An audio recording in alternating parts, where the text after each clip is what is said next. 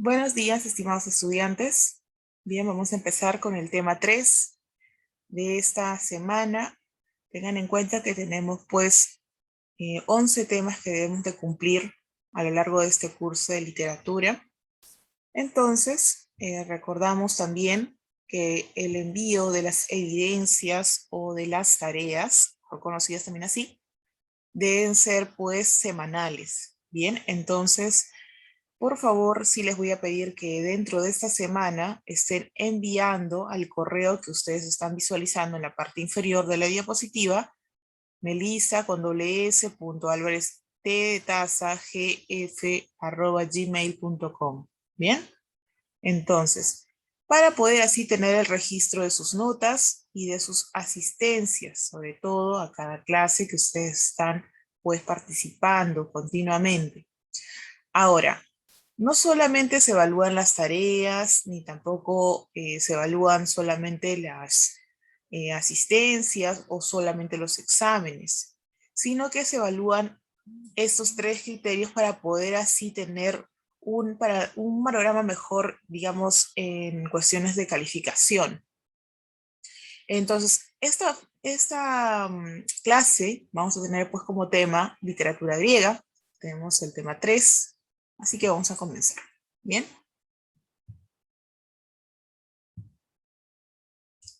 Bien, estamos observando aquí el sílabo, donde nos dice que estamos dentro del tema 3, literatura griega. Seguimos. Y bien, vamos a considerar lo siguiente. ¿Qué es la literatura griega? ¿Dónde se ha llevado a cabo? ¿Dónde se origina? ¿Dónde se desarrolla? ¿Cuáles son las características, los representantes, las obras más trascendentales de este periodo de la literatura, entre otros? Bien, entonces la literatura griega se desarrolló entre los siglos X y VI antes de Cristo. Buscó la belleza y la perfección artística. Se caracterizó por su armonía, la medida y el equilibrio. También desarrollaron los géneros épico y lírico, llegando a la perfección. Estos dos, géneros fueron los más trascendentales durante este movimiento literario. Sus más famosos representantes fueron, dentro de la épica, tenemos a Homero y a Hesíodo. Homero, es un famoso poeta, o Aedo también, que se le atribuyen las obras Ilíada, Odisea y la Batracomiomaquia. Bien, en el caso de Hesíodo tenemos la Teogonía, los trabajos y los días. Dentro del género lírico, aquí tenemos a Anacreonte, solo nos han llegado algunos fragmentos de sus poemas, no están las obras completas. Recordemos que estas obras son recopiladas dentro de un marco oral. Ellos no escribieron ningún tipo de libro, en ninguno de los casos, digamos que ni en la épica ni en la lírica. Solamente se han recogido ciertos cantos que han sido recordados a lo largo de ese tiempo y fueron recitados y luego recordados para luego ser plasmados en algunas escrituras. Por lo tanto, en el caso de Anacreonte solamente se han encontrado algunos fragmentos de sus poemas. Safo también nos plantea sus obras monodías, odas a Afrodita. En el caso de Píndaro tenemos los epinicios, que son las odas triunfales. Bien, aquí tenemos un aspecto ya más general de lo que es la literatura griega, el aspecto artístico, la división de los géneros que se utilizaron durante las escrituras o las grandes obras que se han estado presentando durante la literatura griega. Bien, seguimos. Dentro de la literatura griega tenemos la poesía épica. Bien, la poesía épica tenía como característica que cuenta hechos vinculados a los héroes.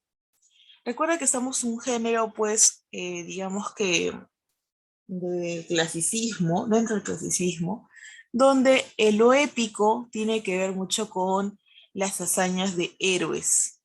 Bien, entonces era improvisada y compuesta por los aedos. Aedos son poetas, para ser recitados pues por ellos en grandes anfiteatros donde se reunían pues todas las personas que querían escuchar a estos grandes poetas recitando, ¿no?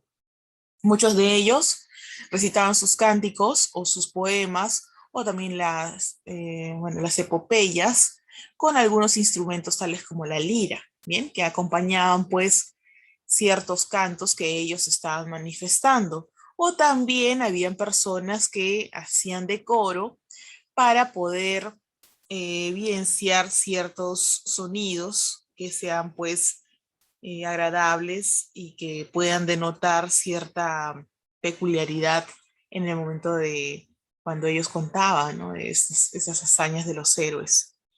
Narra también los hechos sin emitir juicios u opinar sobre ellos. Ellos no van a comentar desde su perspectiva. Ellos van a narrar nada más ciertas hazañas de algunos héroes y digamos que la característica de estas obras, aparte de que no emiten juicios ni opinan sobre ello, va a ser pues que el poeta tenga en cuenta mucho la valentía, ¿no? Esta osadía que tienen pues los personajes, el vínculo con los dioses, porque tenemos mucho de la mitología aquí, el vínculo del hombre con Dios, con uno de los dioses en particular, con el cual se siente más identificado, y por ello también va a confiarle incluso su vida, su reino, y va a poder, pues, mediante ello, mediante sacrificios a los dioses, él tener, pues, la plena seguridad de que está siendo, pues, protegido. Bien, tenemos pues aquí dentro de la poesía épica al poeta épico mayor representante de la literatura griega, a Homero, con la Ilíada y la Odisea. Bien, que a lo largo de esta clase pues vamos a tocar precisamente estas obras, así que no les voy a contar mucho sobre ello. Bien, seguimos, todavía no, más adelantito vamos a ya tocar poco a poco, paso a paso, cada uno de los de esas obras que estamos pues visualizando de Homero. Bien. En cuanto a la literatura griega, digamos que también se desarrolla el aspecto teatral. Bien. Tenemos en cuanto a lo dramático, al género dramático, la tragedia y la comedia. Esos subgéneros van a ser pues trascendentales en el aspecto de que la tragedia tiene como característica un estilo solemne, busca un efecto purificador en el público mediante la catarsis, suma, digamos que los temas que son de sufrimientos, crímenes, muerte, pues es una obra trágica, pues, ¿no? Y en este caso tenemos como representantes a Esquilo, Sófocles, Eurípides. Una de las obras teatrales trágicas, representativas de Sófocles es pues precisamente Edipo Rey, ¿no? Donde aquí pues Edipo es, bueno, como ya les había contado en clases anteriores también, está pues predestinado. Entonces él ya tiene pues una vida trazada, la cual deberá cumplir así su padre no lo quiera, así su padre quiera evitarlo, ¿no? Porque le habían comentado que Edipo, cuando creciera, iba a matar a su padre y se iba a casar con su madre. Entonces lo que hace el rey Layo es pues evitar esto cuando era bebé y lo abandona, ¿no? Entonces creyendo que con esto ya lo iba, digamos que a impedir, iba a impedir que este vaticinio, ¿no? Este destino que estaba trazado para él se interrumpiera. Sin embargo, no. Él pues es criado por otros reyes y luego de un tiempo, cuando ya pues Edipo es un joven, digamos que independiente, sale de su hogar y bueno, encuentra pues que había un ser mitológico el cual digamos que le impedía el paso, que era pues precisamente la esfinge. Entonces, él lo que hace es pues precisamente responder al acertijo que esta bestia le estaba pues diciendo. Entonces, al resolverla, ella, la esfinge, se lanza del puente para poder así, digamos, darle esta victoria a Edipo Rey. Y es así que se cumple la profecía porque poco después de ello, pues, creyendo que su padre, el rey Layo, era un ladrón, Edipo lo mata, ¿no? Lo mata, digamos que no tenía conocimiento que era su propio padre, y digamos que toda la gente que sabía que el rey Layo había fallecido, que la reina pues estaba libre, estaba sola, entonces, y querían pues premiar a este joven Edipo por haber librado a esta región de esa bestia que es la Esfinge, deciden que la reina contraiga pues nupcias precisamente con Edipo Rey y así poder cumplir pues la profecía que ya les había comentado. En cuanto a la comedia, tenemos pues que hay un estilo desinhibido, ¿no? Nadie pues se va a guardar ningún tipo de tapujo, sino todo lo contrario. Va a haber pues este estilo jocoso, donde se busca hacer reír mediante la ridiculización. Se presentan también personajes tipo el avaro, el gracioso, el viejo verde, el fanfarrón, etcétera, todo tipo de personajes que pues atribuyan el estilo cómico, el cual pueda representar mejor este subgénero teatral. Uno de los representantes que tenemos aquí dentro de la comedia es precisamente Aristófanes, ¿no? Y Menandro. Bien, Menandro también es otro autor que nos va a dar ese estilo de comedia. Tenemos también aquí la poesía lírica. Bien, dentro de la poesía lírica, acá pues se expresan los sentimientos, las emociones, hay inquietudes y ansias del poeta por poder representar a la musa de su inspiración. En el caso de la musa de la música, es pues Euterpe, que quien con la lira, ella pues encantaba a las personas, ¿no? Les llevaba pues a poder reconocer sus sentimientos más profundos, etc. Los principales poetas de esta literatura griega que estamos presentando fueron Píndaro, Safo y Anacreonte. Bien, aquí pues tenemos en este lado derecho una imagen donde nos dice que es el desposorio místico de Dionisio y Ariadna, un mural de la antigua ciudad de Pompeya en Italia. Bien.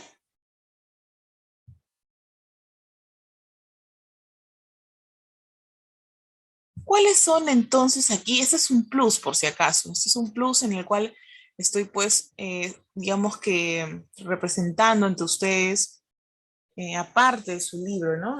Estamos aquí haciendo una especie de énfasis general y nos dice etapas de la literatura griega. Aquí, pues, las etapas de la literatura griega tienen que ver con el periodo de formación, el periodo llamado clasicismo, la etapa llamada helenismo y el periodo de la decadencia. Bien, en el caso del periodo de la formación, surge dentro del siglo 8 a 499 a.C., donde se ven pues los temas de la religiosidad, empieza en el teatro y la lírica aquí, digamos que forjándose la formación de el aspecto de relación, ¿no? Correlacional entre los dioses y el hombre. ¿Cómo es que se vinculan aquí precisamente esta deidad que puede ser Zeus, puede ser Poseidón, puede ser Apolo, puede ser cualquier tipo de dios, Afrodita también? ¿Cómo es que ellos van a tener protagonismo dentro de estas, digamos, estas obras y cómo es que se vinculan directamente con pues los hombres, ¿no? En este caso los grandes reyes, quienes buscaban pues el apoyo de los dioses para poder conquistar diversas tierras, diversos territorios y ellos poder tener mayor confianza ante ello. Bien, el periodo llamado clasicismo, que es la segunda etapa, desde las guerras médicas hasta la muerte de Alejandro Magno en el 336 a.C. Hay un auge político de Grecia, hay una etapa, bueno, una época del máximo esplendor del teatro, porque aquí pues nosotros tenemos que tener en cuenta algo. No solamente el teatro se ha desarrollado pues óptimamente, sino también la oratoria, la filosofía, porque van a ser pues en este momento van a ser, digamos que los grandes oradores, las personas que se van a desenvolver elocuentemente con los demás, que van a poder manifestar mediante la oralidad diversos temas de interés coyuntural, diversos temas de interés en el caso de la literatura, ¿no? Del nivel literario, donde puedan expresarse de forma pues adecuada, vehemente, dentro del marco de la literatura. Ahora, en la tercera etapa, llamada helenismo, tenemos desde el año 336 a.C. hasta el año 146 a.C., año en que la ciudad de Corinto fue tomada por los romanos. Aquí comienza pues la decadencia de Grecia, porque se ve que hay, digamos, una disyuntiva, ¿no? Entre los romanos y los que eran los corintios, los griegos. Aquí, periodo de la decadencia, tenemos pues que los griegos se someten a los romanos. Ya no hay esa diferencia, sino que es, digamos que los griegos ya forman parte de los romanos y están pues subyugados a ellos. Bien, ahora sí, vamos a pasar pues a su libro. En el tema 3 de literatura griega tenemos en su libro, por favor, todos allí para poder estar pues al margen del tema. Bien, aquí tenemos que su libro nos está pues proponiendo lo siguiente, las características. Tenemos que tiene que haber originalidad, espontaneidad, ley de evolución natural, hay también perfección, equilibrio, armonía. Dentro de las obras, si bien es cierto, reciben grandes influencias, nos dice, estas fueron pues asimiladas acuñándoles un sello propio. Cada uno de los autores ha debido de tener pues una característica particular dentro de sus obras, ya sea dentro de la tragedia, la comedia. Recordemos que todas las hazañas tienen héroes. Sin embargo, no todos los héroes tienen la misma personalidad, no todos los héroes tienen las mismas hazañas, no todos los héroes tienen las mismas características. Entonces, la originalidad va a ser un punto clave e importante para poder así realizar una obra de calidad en ese entonces, para poder llamar la atención de su público. Caso contrario, no va a haber pues esa atracción que tiene que suscitarse entre el autor, que en este caso sería el poeta, y el espectador, que sería pues parte del público. Número 2, tenemos la espontaneidad. En cuanto a la espontaneidad, tiene que ver con, como su mismo nombre nos dice, ¿no? Tiene que ser espontáneo, tiene que ser, pues, digamos que crear, pues, casi todos los géneros literarios sin ser conscientes de una rigidez en las normas. Tenemos que ser, pues, creativos, innovadores. Su espontaneidad creó las leyes o preceptos literarios que pueden así manifestar dentro de cada una de las obras. En la lírica, en la épica, tenemos que tener pues ciertas normativas que pueden ser libres, ¿no? En el caso de las temáticas, o también pueden ser libres en el caso de la métrica, ¿no? En cuestiones de la poesía, que más adelante vamos a ver. Número 3, ley de evolución natural. Todos los géneros no aparecen a la vez aquí. La épica reina con la fantasía. La lírica premia el entusiasmo. La filosofía, historia, oratoria premia la crítica, la reflexión. Entonces, cada uno, pues, de los géneros va a tener una característica propia, particular, dentro de la cual se van a enmarcar, pues, las obras que nos van a presentar a lo largo de la, digamos, de la literatura griega. Número 4. Perfección, equilibrio y armonía. De las facultades que nosotros tenemos como inteligencia, sentimiento, e imaginación del fondo y la forma como nosotros vamos a poder pues enlazar ciertas palabras que suenen pues perfectas, equilibradas, en cuanto a un conjunto, ¿no? De oraciones, de términos o de frases que puedan así circundar dentro de la obra. También tenemos equilibrio entre la realidad y la idealidad, ¿no? Cómo es que tiene que haber, en este caso, un equilibrio para que no resulte tan tedioso para algunos que van a escucharlo o para que no resulte tan, pues, aburrido, ¿no? Tan poco original. Luego tenemos la poesía épica. Aquí, épica surge de una voz griega que significa epos. En este caso, nosotros lo podríamos entender como narración. La épica, o el género épico, es, digamos, como el género narrativo, solamente que desde un punto de vista o un plano antiguo, ¿no? Entonces, como hablamos de un género antiguo, donde solamente se narran pues las hazañas de los héroes, se va a llamar género épico. Sin embargo, el género narrativo enmarca también dentro del género épico. Bien, seguimos. En celebraciones de los nobles se recitaban hazañas de antepasados aqueos a cargo de los aedos, quienes eran pues los que recitaban sus propias composiciones acompañándose de la citara. La citara es un instrumento musical. Y los rapsodas, quienes recitaban versos ajenos con una rama de laurel en la mano. ¿Te das cuenta? Una rama de laurel que pues para ellos es importante, ¿no? También se colocaban en el cabello cuando estaban pues dentro de las Olimpiadas. Recordemos que Grecia es cuna de la literatura, es cuna también del deporte.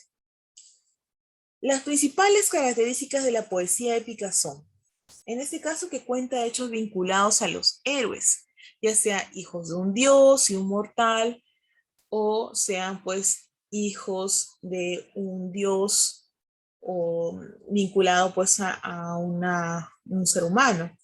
Los dioses también participan aquí, ¿no? Tenemos que la presencia de los dioses va a ser pues importante para poder entender mejor el desarrollo, las vivencias, el comportamiento de los hijos de estos junto a los humanos. Narra también los hechos sin emitir juicios u opinar sobre ellos, ya que el rango social del poeta inferior al de los nobles se lo impedía. Bien, narra los hechos sin emitir juicios. No se emite juicios ni se opina de ellos. Bien, porque nosotros tenemos que tener en cuenta que el poeta, quien es el autor principal, es el único que puede, pues, tener ese tipo de juicios o puede comentar críticamente. Pertenecen también a ese género la Ilíada y la Odisea de Homero, quienes son, pues, estas obras dentro de la épica heroica, porque están hablando de héroes. En el caso de la Odisea, a Odiseo, o también llamado Ulises, y en el caso de la Ilíada tenemos como personaje principal a Aquiles. La teogonía y la eragonía de Hesiodo, y también los trabajos y los días, ¿no? Los trabajos y los días. Bien. Hasta ahí era pues en cuanto a la poesía épica. Ahora vamos a pasar a lo que sería la poesía lírica. La poesía lírica nace o nació del canto en las grandes solemnidades acompañadas por la lira, la citara o la flauta. De allí es que nace su nombre lírica, ¿no? De la lira. Porque era aquel instrumento que acompañaba pues a las que recitaban estos grandes poemas o grandiosos libros que eran pues prácticamente eh, parte de esta expresión de estos autores. Ahora, en el caso de esta poesía lírica, canta el presente y expresa también sentimientos y emociones del ser humano. El amor, los placeres del vino, el trabajo, la amistad, el agradecimiento a los dioses, la celebración a los atletas, como les había comentado respecto a los deportes, ¿bien? Pertenece también aquí pues Safo, con Oda a Afrodita, Oda al amado. Recordemos que las odas son aquellas alabanzas que se van a brindar, en este caso, a una diosa, ¿no? Que es Afrodita, y el amado pues a una persona que uno quiere, ama o estima. Píndaro, quien es el máximo creador de la lírica coral, también hace sus odas, oda olímpica, odas nemeas, odas píticas, odas ísmicas, y Anacreonte con versos al amor y elegías. En cuestiones del teatro o poesía dramática también, porque se recita para poder establecer ciertas vinculaciones con sus espectadores, a inicios de la primavera, ya aquí es donde nace pues el origen de la poesía dramática, se celebraban fiestas en honor a Dionisio, ya Dionisios ahí, corrijan por favor en su libro, quien era conocido como el dios del vino. Unos coros desfilaban por las calles dirigidos por el corifeo, que era pues el coro de la obra.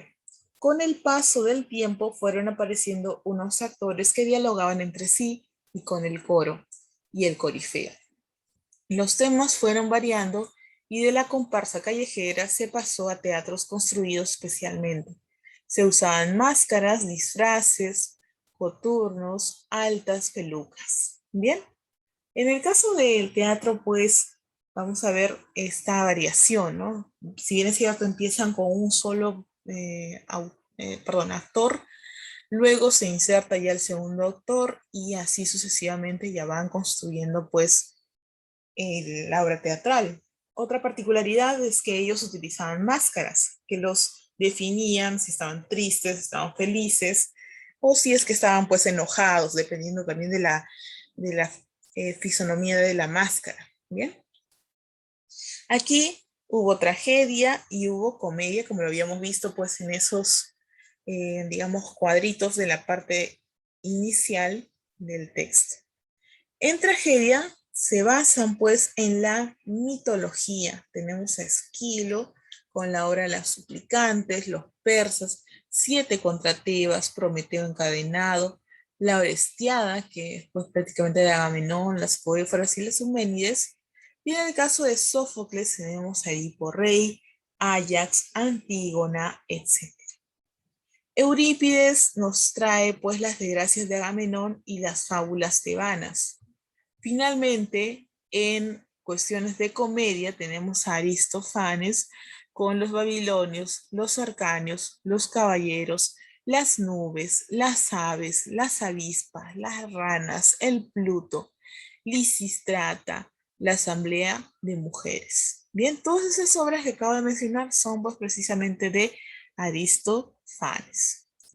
Bien, aquí tenemos pues en esta imagen que nos están presentando aquí dentro de la diapositiva, cómo es que el Aedo, ¿no? A la persona que va a, digamos, a expresar sus hazañas o los cantos que quiera pues él brindar, el público tiene que estar pues presto a ello, ¿no? Escuchando. Bien, seguimos. Habíamos dicho que íbamos a hablar de uno de los grandes poetas griegos, un Aedo, conocido en ese entonces como Homero. Según Herodoto, Homero habría nacido en Eolia en el año 622 antes de la expedición de Jerjes, es decir, 168 años después de la toma de Troya. En 1102 bueno, antes del nacimiento de Cristo, ¿no? Fue hijo de la hermosa Cretéis, quien lo dio a luz en la ribera del río Meles, que por esa razón se le llamó en un principio Melesigenes, ¿no? Porque recuerden que siempre les colocaban pues los nombres de acuerdo al lugar donde habían nacido, pues, o donde habían sido bautizados, o donde habían pues, o también desde un pariente, etcétera. Las personas colocaban pues los nombres dentro de ese marco. Homero en su niñez fue orientado por su padrastro, quien fue Femio, pero se cansó de las enseñanzas y se dedicó a viajar acompañado de un rico comerciante llamado Mentes. Al llegar a Ítaca, se siente afectado por una terrible oftalmia. Allí conoció la historia de Odiseo. En el caso de oftalmia quiere decir que él estaba pues ya perdiendo la vista. Entonces prácticamente Homero desde su niñez está pues ya involucrado con esta enfermedad. Ahora, se dedica a viajar acompañando a este rico comerciante y al llegar a Ítaca, pues él conoce la historia de Odiseo, quien es uno de los personajes al cual él también va a tomar para poder realizar la Odisea precisamente. Todavía entonces recorre el Peloponeso y al llegar a Colofón pierde enteramente la vista y decide dedicarse por completo a la poesía, ¿no? Porque él decía, bien, me he quedado sin vista, pero no me he quedado sin el don de escribir o sin el don de recitar. Entonces, él pues precisamente toma en cuenta esta habilidad y no se deja, digamos que, menospreciar por ello, ¿no? Viaja de pueblo en pueblo recitando sus versos, donde en Quíos, un rico agricultor le encarga la educación de sus hijos. Abre una escuela, se casa, tiene 2 hijos, escribe la Ilíada y la Odisea, y Testórida se apodera de sus poemas. Lamentablemente, pues como siempre, ¿no? Sucede, una persona de malas intenciones, pues se quiere apoderar de sus obras. Viaja luego a Atenas en compañía de uno de sus hijos, pues quiere hacerse conocido, desembarca en Samos, pero muere en el camino a Atenas. Es enterrado en la isla de Ios. El nombre de Homero, a ver aquí, el nombre de Homero significa rehén o garantía de guerra. También se puede, digamos que identificar a Homero como el ciego, el poeta, el recopilador o rapsoda. Dentro de sus producciones literarias tenemos a estas dos, la Ilíada y la Odisea. También tenemos la Batrocomiomaquia, 33 himnos, 17 programas, el Margites, el poema Cércopes, el canto del mirlo, la cabra 7 veces tragilada, la paromaquia, los poemas cíclicos. Bien, ahora, luego de ello también tenemos que, pues, vamos a dar un vistazo rápido de lo que era la Ilíada y la Odisea. Bien, la Ilíada es una epopeya que consta de 15.693 versos agrupados en 24 cantos. Imagínense todo lo que tenía que recitar Homero. Bien, ahora, luego de ello nos dice que el tema principal de la obra es la cólera y la venganza de Aquiles. Y lo vamos a ver a lo largo del tema. En este caso, toda la trama de la Ilíada se va a centrar precisamente en la cólera y la venganza de Aquiles. Quisiera que por favor esta partecita, aunque sea, le tomen una fotito porque vamos a tener en cuenta este tema para el examen que se va a llevar a cabo la próxima semana. Así que todos tienen que estar presentes. La próxima semana tenemos un examen parcial, el cual yo voy a estar comunicando si va a ser el miércoles o el viernes, lo más seguro es que sea el viernes, para poder así tomar en cuenta que los temas que estamos rindiendo, que estamos brindando, deben ser, pues, digamos que estudiados constantemente para que podamos nosotros dar un buen examen. En el caso de la Ilíada, la obra solo relata 51 días del 10º año de la guerra que sostuvieron griegos y troyanos. Bien, solamente 51 días. Recuerden que la guerra de Troya duró 10 años.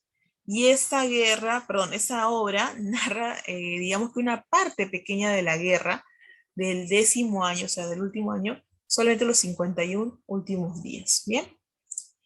En cuanto a la Odisea, es esta epopeya de aventuras que reúne pues 12.110 versos. Esta obra va a ser la continuación de lo que era la Ilíada. ¿Por qué? Porque se va a vincular directamente con uno de los personajes principales, quien era pues precisamente Odiseo. Odiseo era conocido por su gran elocuencia, su sabiduría, era pues un consejero de los reyes, entonces prácticamente era una persona muy inteligente, muy sabia, muy también dinámica, buscaba también las tácticas, digamos que más exactas para poder conquistar un territorio. Él no era mucho de lucha, sino más que nada era pues un hombre muy cauteloso y también muy sabio en ese aspecto, ¿no? Esta obra está dividida en 24 cantos. Para su estudio, la Odisea se desarrolla pues en tres partes, que es la telemaquia, las aventuras de Odiseo y la muerte de los pretendientes. Y eso también lo vamos a ver pues a lo largo de digamos, de esta obra, de este tema que estamos llevando a cabo el día de hoy con la literatura griega. Bien, como ya les había comentado, vamos a ver lo que es la Ilíada. La Ilíada tuvo como origen que viene precisamente del nombre Ilión, ¿ya? Que es el otro nombre de Troya. Ilíada en griego significa historia o relato de Troya. Bien, eso significa la Ilíada, la historia o el relato de Troya. ¿Por qué? Porque viene del nombre Ilión, que es el otro nombre con el que se conoce a Troya. Entonces, ¿cuál es el género de esta obra? Es género épico, tiene una especie epopeya, 24 cantos, 15.674 versos.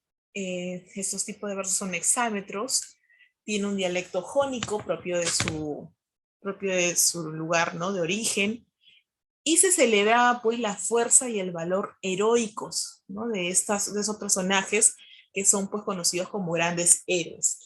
El tema que toca pues la Ilíada canta la cólera de Aquiles contra, digamos que Agamenón, quien le había despojado de su esclava favorita llamada Briseida.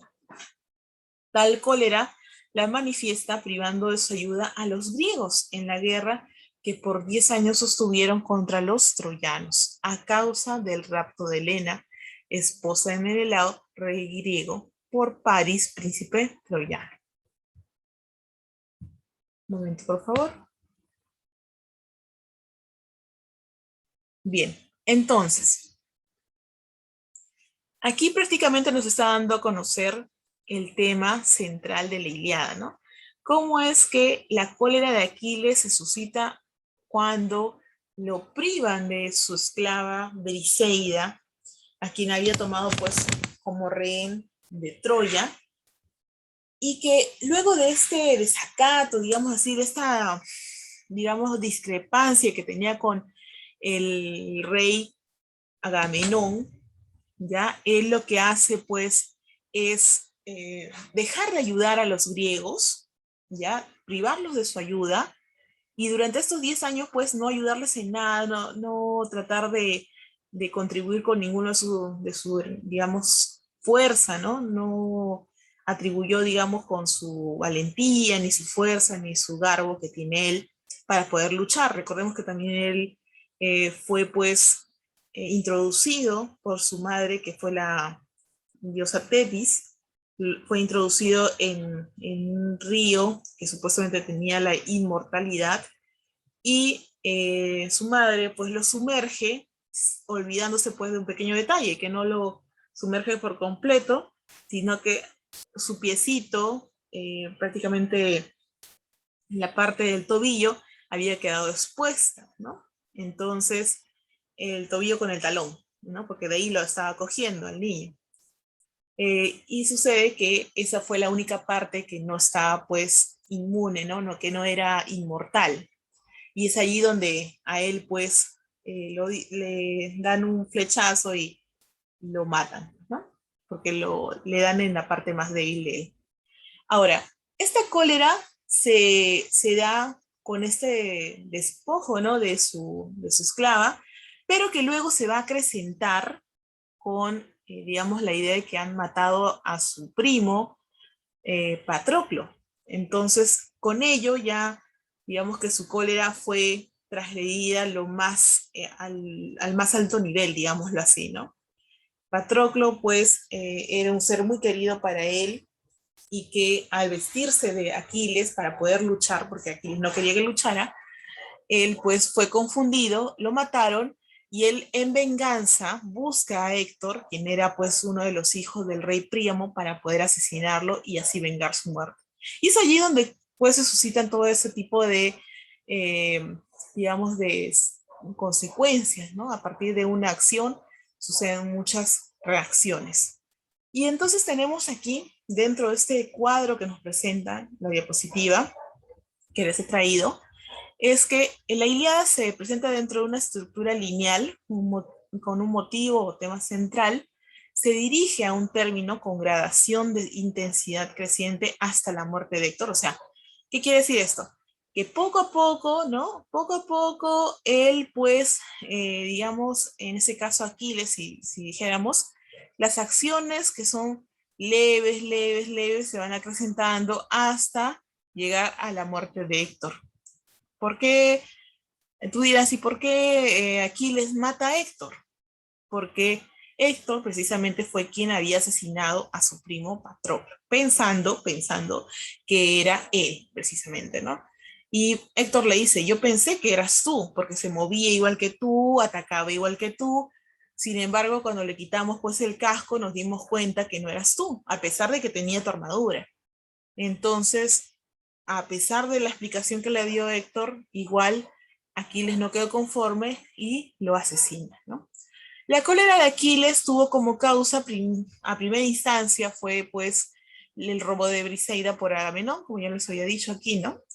En la deposición de la cólera fue ya luego del robo de Briseida, se suma pues la muerte de Patroclo por Héctor. Finalmente, el desenlace, tenemos que la muerte de Héctor por Aquiles prefigura pues el fin de Troya, ¿no? Recuerden que si se quedan pues sin rey, el reino de Troya pues queda a merced de cualquiera, ¿no? Tenemos pues esa idea. Bien, aquí tenemos pues un breve resumen o argumento central de lo que era la Ilíada. A ver, primero recordemos que la Ilíada, como ya lo habíamos dicho anteriormente, narra la cólera de Aquiles. Y es precisamente así como da comienzo el relato con el tremendo pues enfado del protagonista, porque el rey de los aqueos, Agamenón, ha decidido quedarse con la esclava favorita de Aquiles, que se llama Briseida. Bien, a modo de venganza, Aquiles pues decide retirar sus ejércitos y el bando aqueo se ve diezmado por los troyanos. Los troyanos dijeron, ah, se retira Aquiles. Muy bien, ataquemos con todo, porque sabían que Aquiles era el más poderoso de sus elementos de los griegos, ¿no?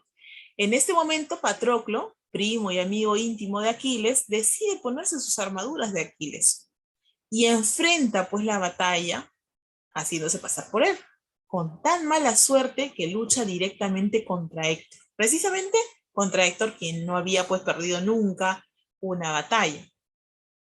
Hijo del rey troyano Príamo y príncipe de Troya. Y acaba muriendo derrotado pues por Héctor, ¿no? Patroclo muere siendo pues asesinado pensando que era pues precisamente Aquiles, ¿no? Cuando Aquiles se entera de tal desventura, decide vengarse y luchar contra los troyanos, hasta dar caza a Héctor, el asesino de su primo querido, Patroclo. Previamente, los troyanos no habían querido devolver el cadáver de Patroclo a Aquiles, para que pudiesen pues enterrarlo en paz. Entonces, cuando Aquiles mata a Héctor, ata el cadáver de este a su carro y lo arrastra por toda la playa de Troya, con el único fin de humillarlo, ¿no? Porque tal y como no le devolvieron tampoco el cadáver de su primo, él también pues quiso vengarse y arrastró el cuerpo pues inerte de Héctor por todo Troya. Bien, desolado pues por esta pérdida, su hijo amado, el rey Príamo baja a la playa de Troya, al campamento de los aqueos, para suplicarle a Aquiles que le devuelva el cadáver de su hijo Héctor y así poder enterrarlo en paz. Ante tal acto paternal y sentimental, el héroe Aquiles se ve conmovido, pues, ¿no? Y decide darle al rey troyano lo que pide, ya que ambos están en la misma situación.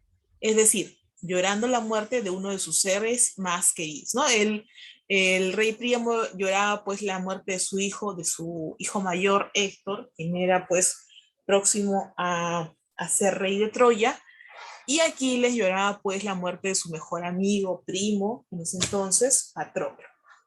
Entonces ambos comprendían pues esa situación de pérdida, ¿no? Luego nos dice, en este caso pues tenemos a esta situación del rey con Aquiles, ¿no? De esa forma se termina el relato de la Ilíada con la reconciliación ante la devastación de la muerte de dos de los grandes personajes de la obra, el rey troyano Príamo, quien defiende su ciudad y su gente, cueste lo que cueste, frente al todopoderoso Aquiles, quien tan solo busca encontrar la fama eterna, ¿no? Aquiles solamente buscaba pues ser famoso, un héroe reconocido, mientras que Príamo no, Príamo buscaba siempre la paz, la armonía con sus habitantes, con su población, y quería pues protegerlos. Luego de esto, de esta devastación, ¿no? Y de este momento tan histórico en el cual Troya ya queda pues a merced de los griegos, recordemos que Aquiles nuevamente pues se une a ello, eh, digamos que tenemos esta situación que nos están brindando, ¿no? Nos brindan que el rey pues Príamo fallece, Troya queda en manos de los griegos, y ahí es donde finaliza pues la obra. Seguimos. Ahí está.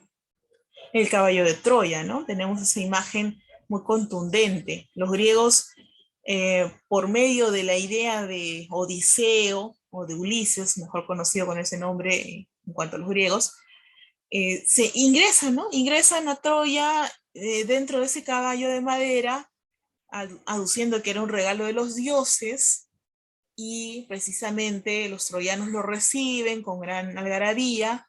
Sin embargo, no se dan cuenta que dentro de ellos, pues dentro de ese caballo estaban los griegos, quienes iban a invadir, los iban a matar, iban a saquear a toda la ciudad, y finalmente pues se iba a acabar esta, con esta nación que era Troya precisamente. Bien, entonces eso es en cuanto a la Ilíada. La Odisea. Aquí nuevamente tenemos dentro de su libro, ¿no? La Odisea, género épico, especie epopeya, 24 cantos, 12.110 versos, ¿bien? Hexámetros, dialecto jónico. Se celebraba pues la astucia y el ingenio precisamente de Odiseo.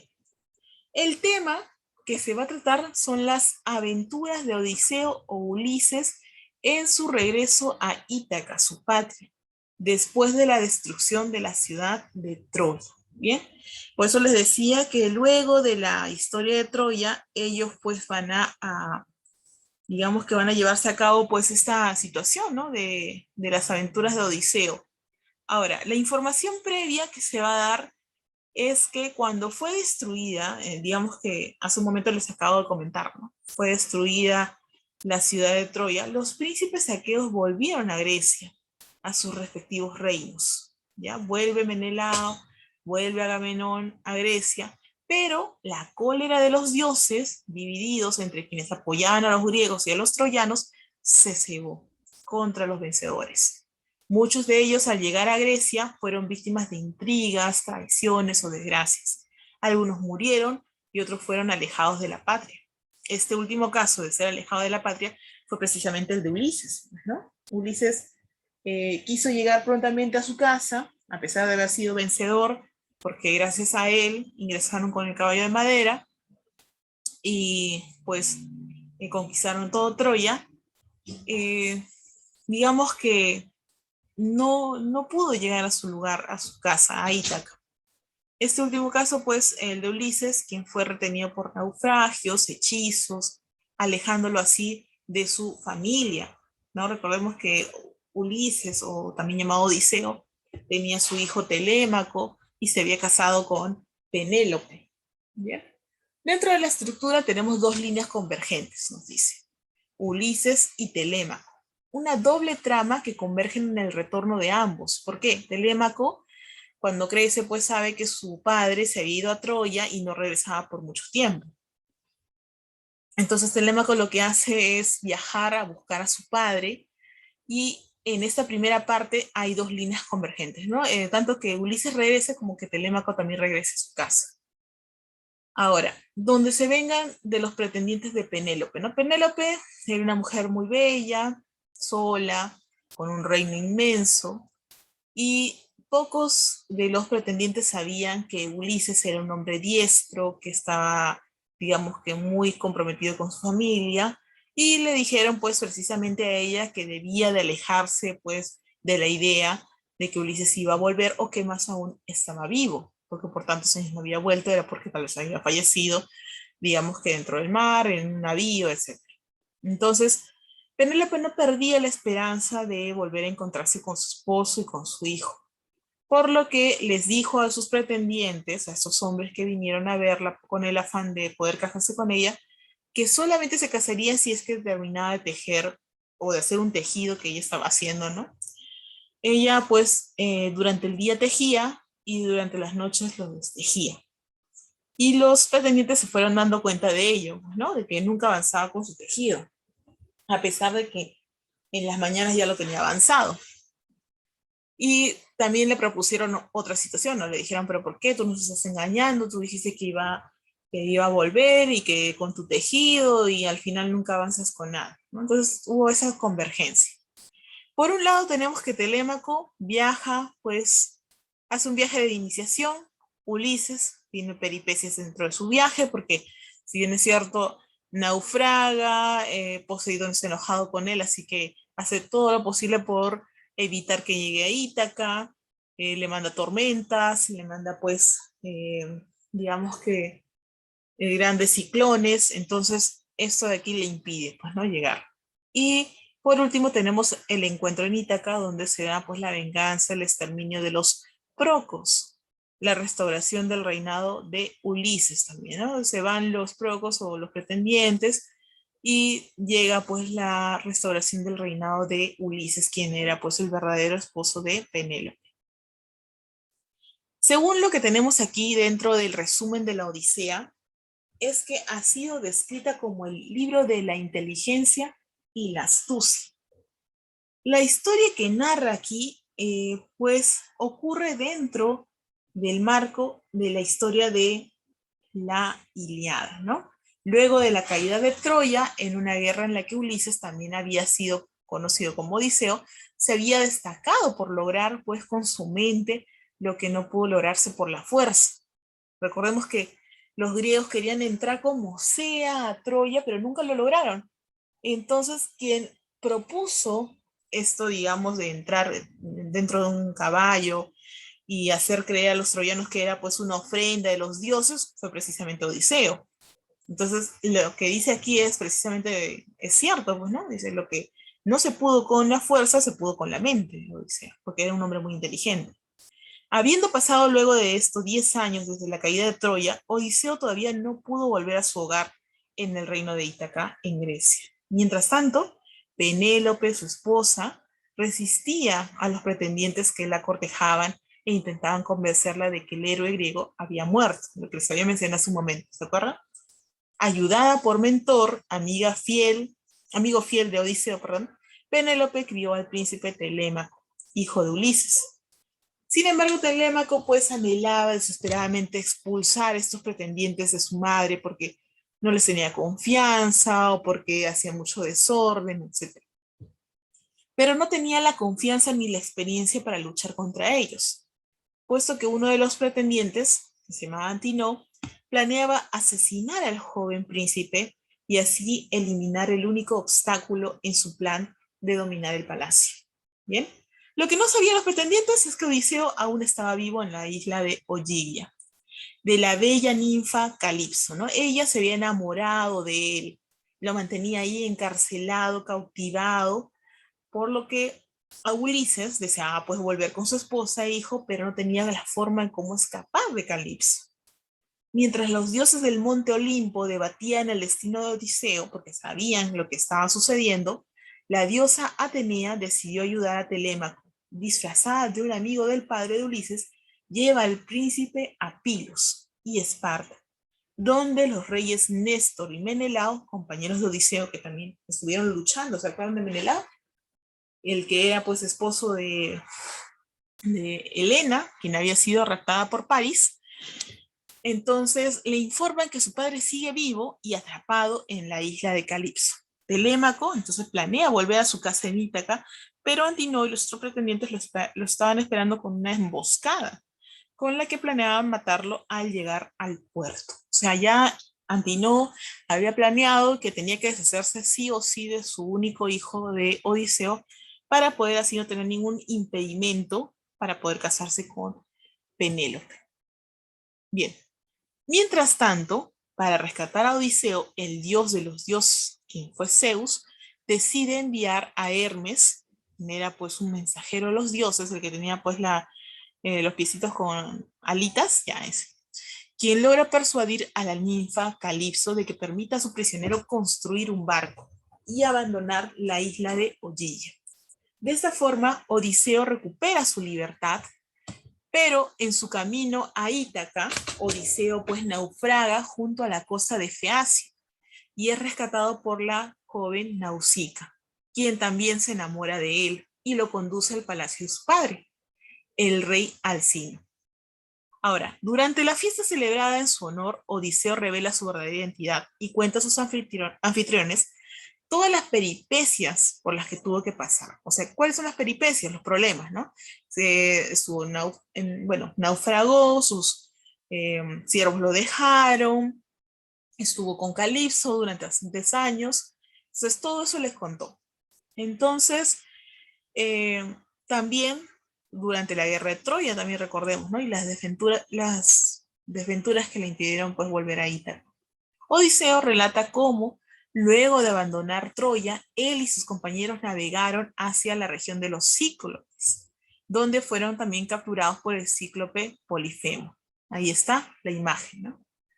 Hijo del dios Poseidón. Engañándole, Odiseo consiguió emborrachar al gigante y una vez dormido le clavó una estaca en el ojo y huyó con los suyos, ¿no? En el único ojo que tenía.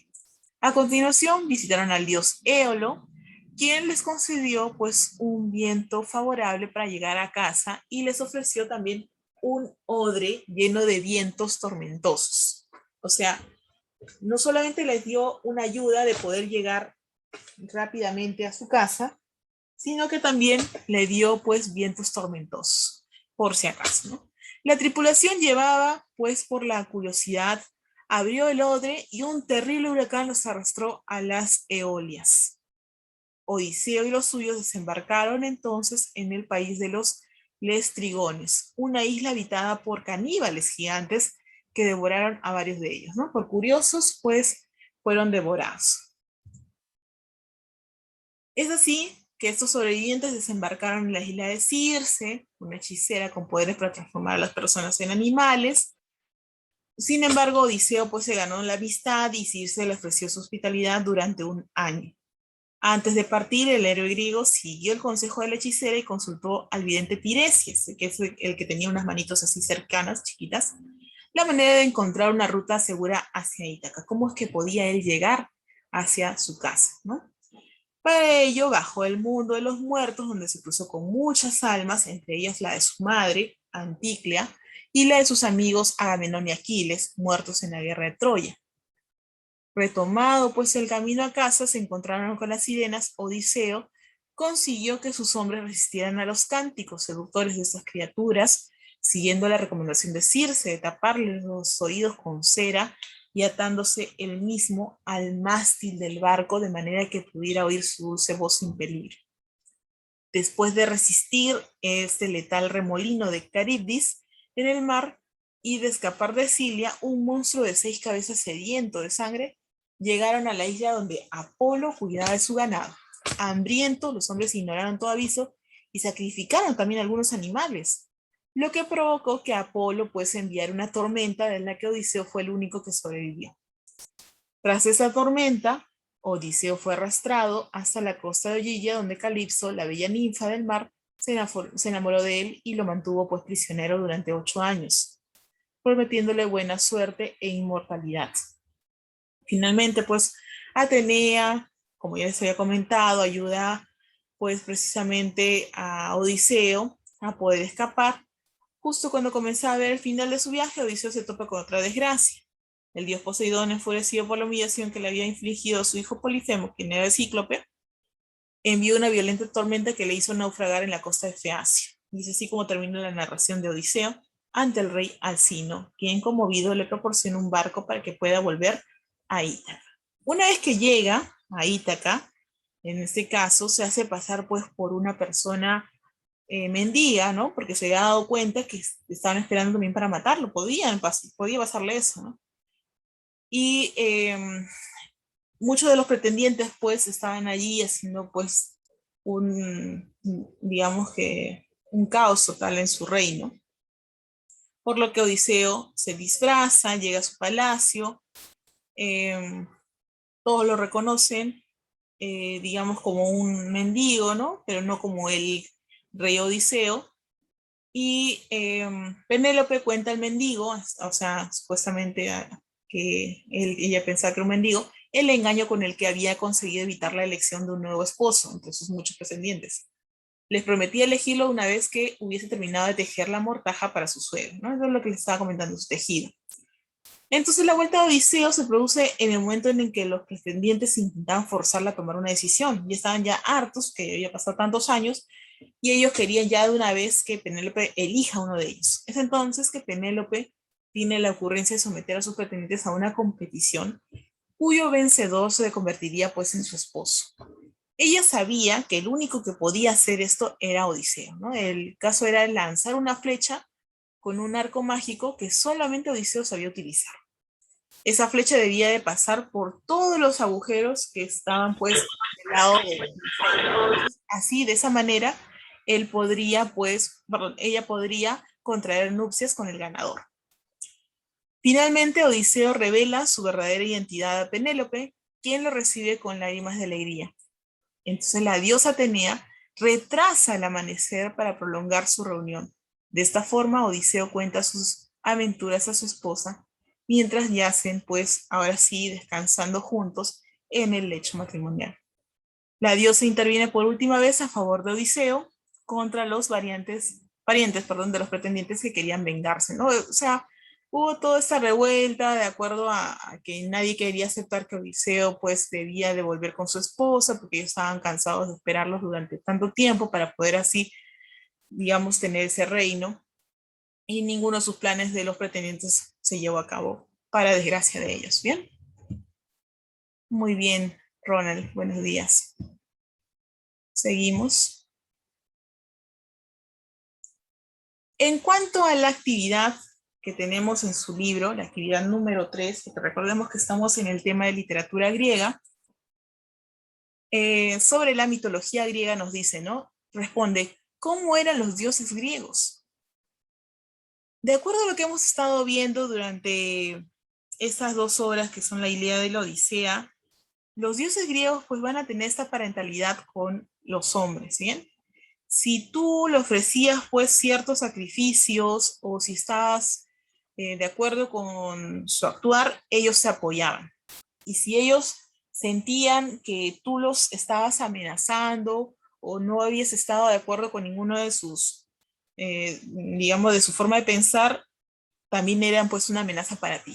Entonces, también podríamos decir que los dioses griegos eran, primero, inmortales y gozaban de una eterna juventud. Estaban gobernados por el dios de los dioses, que era pues Zeus, dios del cielo y soberano de los dioses, y de los hombres, obviamente. Vivían en enormes palacios de cristal construidos por Hefesto en el monte Olimpo, el más alto de Grecia. Entonces, eso de aquí, por favor, quiero que lo escriban de inmediato, escriban en su libro. Sobre la mitología, responde cómo eran los dioses griegos, ¿no? Tenemos ya la actividad número 3, pregunta número 1.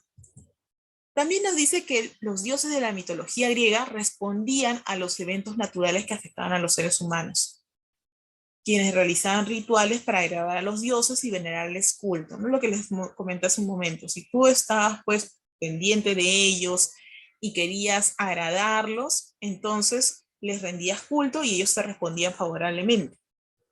Es por tanto que muchos de los poderes de los dioses y sus atributos tienen relación con eventos de la realidad mundana como la agricultura, el comercio o la guerra. Ellos también te podrían propiciar, así como pasó con Odiseo, que le ayudaron en varios momentos muchos dioses para poder escapar de sus peripecias, igual, ¿no?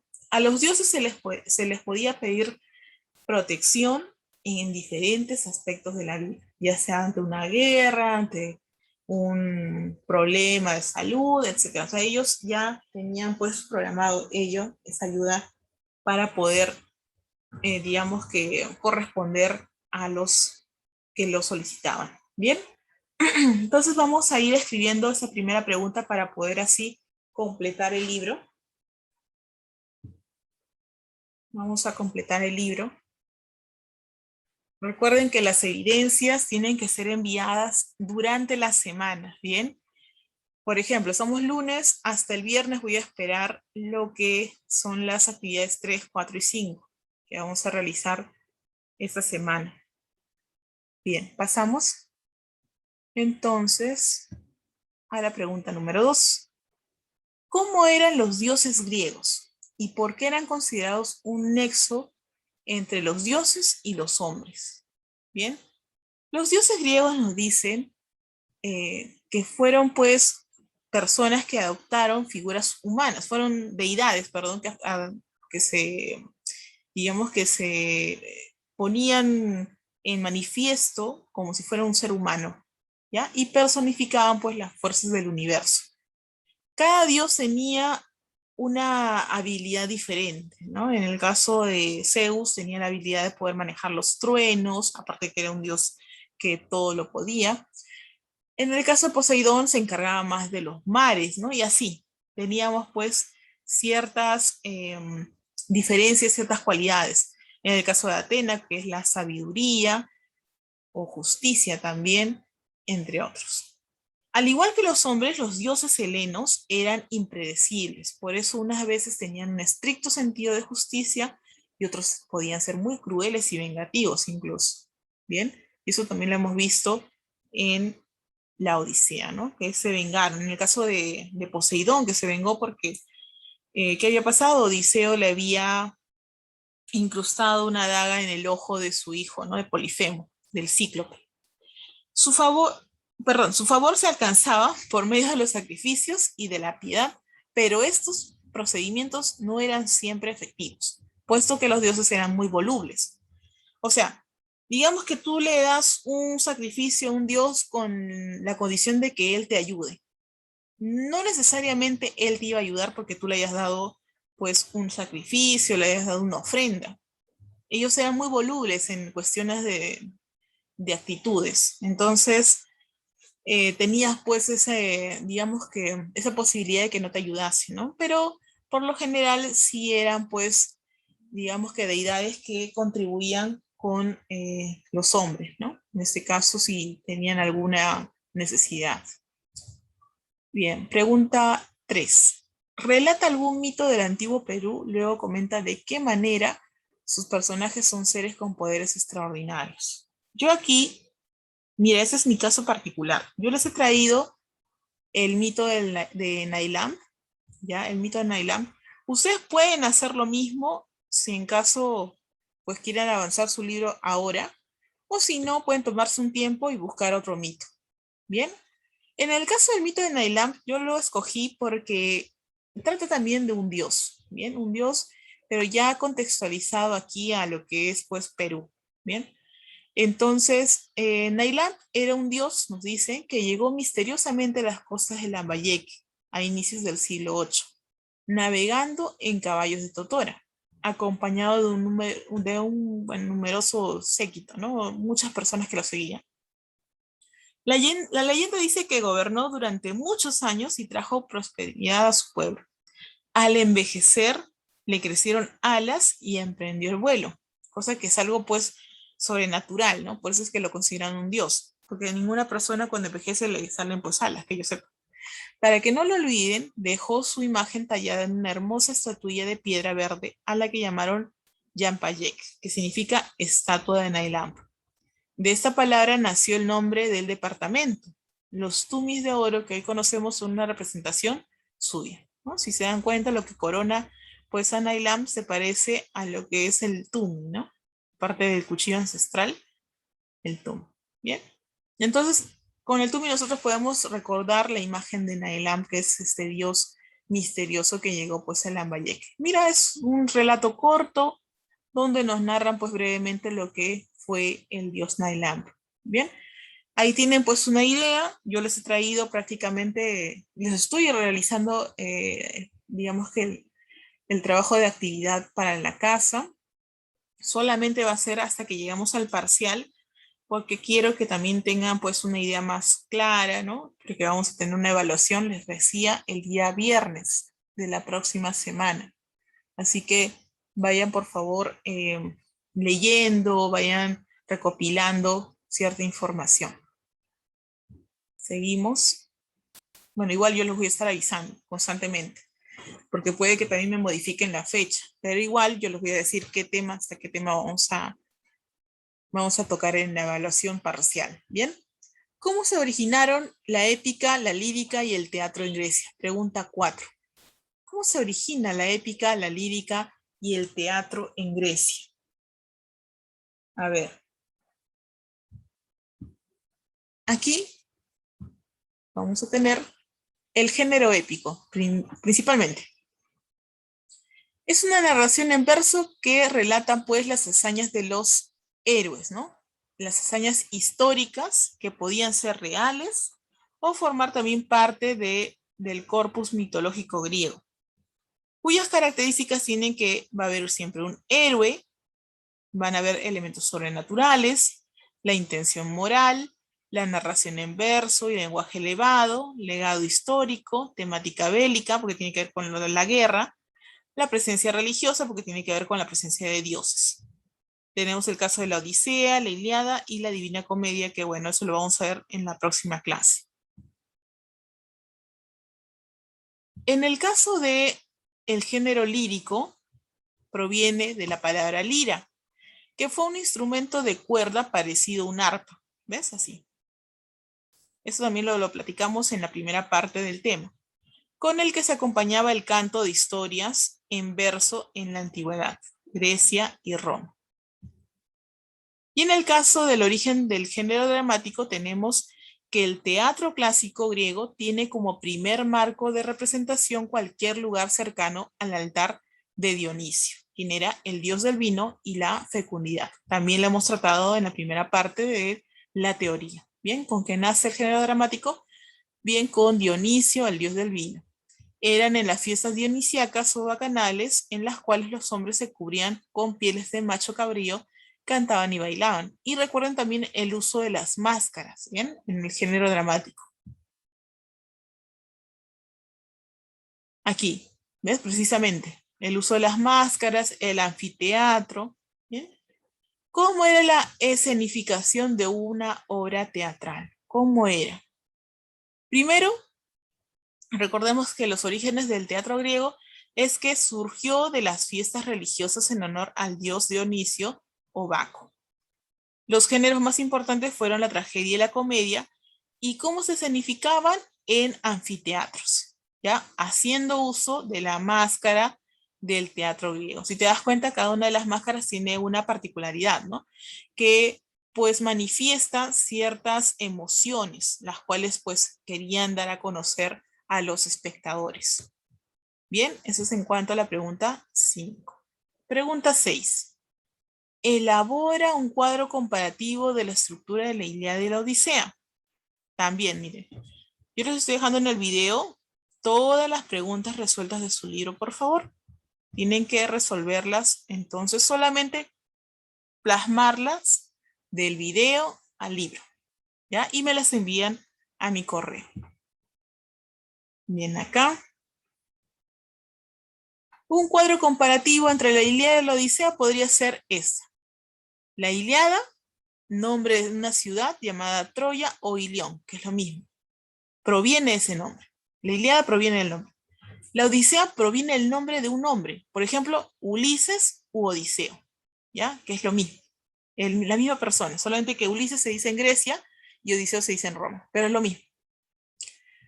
En la Ilíada se narran sucesos bélicos. En la Odisea hay aventuras marinas. En la Ilíada hay un mundo aristocrático. En la Odisea hay un pueblo llano. Nadie se habla de reyes ni mendigos, no, todo es llano.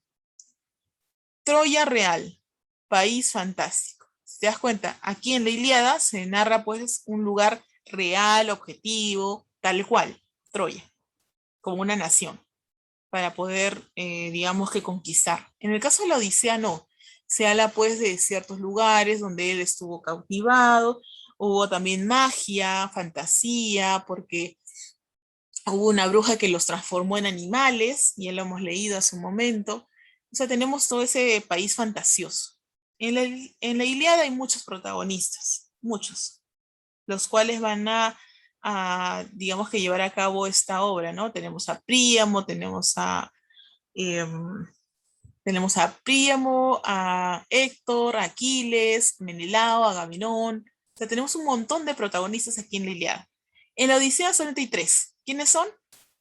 A ver, ¿qué me dice quiénes son los protagonistas de la Odisea? Obviamente que el principal tiene que ser Ulises, o también llamado Odiseo, ¿no? Por eso proviene su nombre. El segundo protagonista, Telémaco, su hijo. Y el tercer protagonista podría ser Penélope, ¿no? Su esposa. En la Ilíada hay una unidad temática. Hay una unidad temática porque se habla de la conquista de Troya, pero ¿a partir de qué? De la cólera de Aquiles, ¿no? Todo se vincula a la cólera de Aquiles. Sin embargo, en la Odisea no. En la Odisea hay una elasticidad temática porque se narran tanto las historias de Telémaco, las peripecias que tuvo Ulises, digamos que el trabajo que tuvo que tener pues Penélope para poder dejar a sus pretendientes a un lado y que estén tranquilos, ¿no? De cierta manera. En el caso de la Ilíada, apenas hay sitio para los sentimientos. No se habla mucho de los sentimientos, de la humanidad, a excepción de Príamo cuando se siente muy cautivado por la idea de que habían matado a su hijo Héctor. Pero de ahí no se habla más. En el caso de la Odisea, sí hay una profusión en la descripción de los sentimientos porque Odiseo se siente conmovido, quiere volver con su esposa, Penélope también se siente conmovida, extraña la presencia de Odiseo, extraña la presencia de su hijo Telémaco por un tiempo y así. Y también se ve pues en los sentimientos de Calipso, también que se enamora de Odiseo, la hija de Alcino también que se enamora de Odiseo y así. Toda esa situación, digamos, sentimental. Bien, en la Ilíada tenemos seres humanos impenetrables, ¿no? Digamos que todos los seres humanos que se vinculan a la Ilíada son seres pues recios, reacios, como es el caso de Aquiles, todo lo ve en guerra, como es el caso de Agamenón, que todo tiene que ser pues en el ámbito territorial para poder conquistar. Muy poco es el aspecto humano donde se va a notar pues cierta sensibilidad, no se halla en este aspecto de la Ilíada. En el caso de la Odisea sí, hay un aspecto más humano, ¿no? Seres humanos de cierta hondura psicológica incluso, porque el hijo de Telémaco extraña a su padre y va a buscarlo, cosa que no pasaría en la Ilíada con, digamos, del padre o la madre de Aquiles, ¿no? Que va a ir a buscar a su hijo, ¿no? Aquiles ya es autosuficiente y ha sido un héroe reconocido y busca más que nada la conquista, busca el reconocimiento de heroísmo, etc. Por eso es que la Ilíada se vincula más con el tema de la fuerza y de los dioses belicosos, ¿no? Los dioses que les gusta la guerra. En el caso de la Odisea, no. La Odisea tiene que ver más con la astucia que tiene Odiseo para poder escapar ante todos los problemas que se le suscitan. Y en el caso de los dioses que son más humanizados, comprensivos con él, quieren ayudarlo, mientras que otros no, otros dioses lo privan de esta, digamos, de esta reunión con su familia. Bien. Si no te gusta este cuadrito, tienes otro cuadrito que también te narra la comparación de la Odisea y la Ilíada. Bien, la Ilíada tema la cólera de Aquiles, la Odisea tema la perseverancia de Ulises. ¿Te das cuenta? Son dos temas diferentes, por favor, tomen en cuenta esto porque va a venir en su examen. La Ilíada narra tiempos de guerra, la Odisea tiempos de paz. Recuerda que la Odisea es después de la Ilíada. Ambiente, el valor, lo heroico. Bien, la guerra. Aquí la Odisea. Nostálgico, aventuras, el tesón, la fuerza, la perseverancia que tiene Odiseo para poder llegar a su casa. El contexto de la Ilíada, el campo de batalla. Claro, cuando hay guerra, pues, ¿no? ¿Dónde es? Troya. En el caso de la Odisea, el mar. El mar porque nunca llega a su casa, siempre está perdido. Naufraga por allí, se va a una isla, se pierde, los vientos se escapan, lo mandan a otra isla, vuelve a naufragar, o sea, está así, en ese contexto. En la Ilíada hay la presencia del hombre valiente, ¿no? El hombre valiente, el hombre heroico. Y el tipo de verso es hexámetro. En la Odisea hay el hombre hábil, prudente, audaz. ¿Y en qué figura se ve esto? En Odiseo, ¿no? En Odiseo o en Ulises, lo mismo. Y el tipo de verso también es hexámetro. Bien, eso sería todo entonces por la clase de hoy. Les he dado aquí, un ratito por favor, les he hecho las 6 preguntas que piden su libro. Las 6 están resueltas. Solamente les pido por favor enviar sus evidencias, las tareas, estas 6 preguntas que he hecho el día de hoy al correo que les he puesto en la primera diapositiva o que está aquí también, melissa.alvarez.gf@gmail.com. Por favor, envíen sus evidencias para que podamos tener sus notas continuas, que es importante. Y sobre todo, recuerden que tienen que estar pues presentes para poder también tomarles nota de asistencia. En este caso tengo a Ronald. Muy bien, Ronaldo, te felicito, pero tenemos que estar más temprano y aparte tenemos que también propiciar estar ahí comentando, ¿no? Preguntando si es posible, tratando de estar allí, digamos que en interacción continua, aunque sea por escrito o hablado, pero necesito que estén allí. Ahora, van a haber preguntas orales a partir de la próxima semana que también voy a necesitar, así que su presencia es importante. ¿Bien? Bueno, chicos, la tarea es enviar estas 6 preguntas. Ustedes escogen allí cuál es el cuadro que desean ustedes pues colocar. Ahí está la pregunta 5, la pregunta 4, que sí lo tienen que hacer en forma de prosa. Pregunta 3, pregunta 2 y pregunta 1. Bien, están las 6 preguntas allí como para que ustedes puedan solamente recabar, escribir. O sea, solamente puedan transcribir las preguntas y las respuestas a sus libros. Nada más. No hay nada que ustedes deban de hacer por otro lado, por el momento. ¿Bien? Muy bien. Eso sería todo por el día de hoy. Muchas gracias por su participación. Recuerden que los espero el día miércoles a esta misma hora. Bien, nos vemos. Cuídense mucho. Hasta pronto.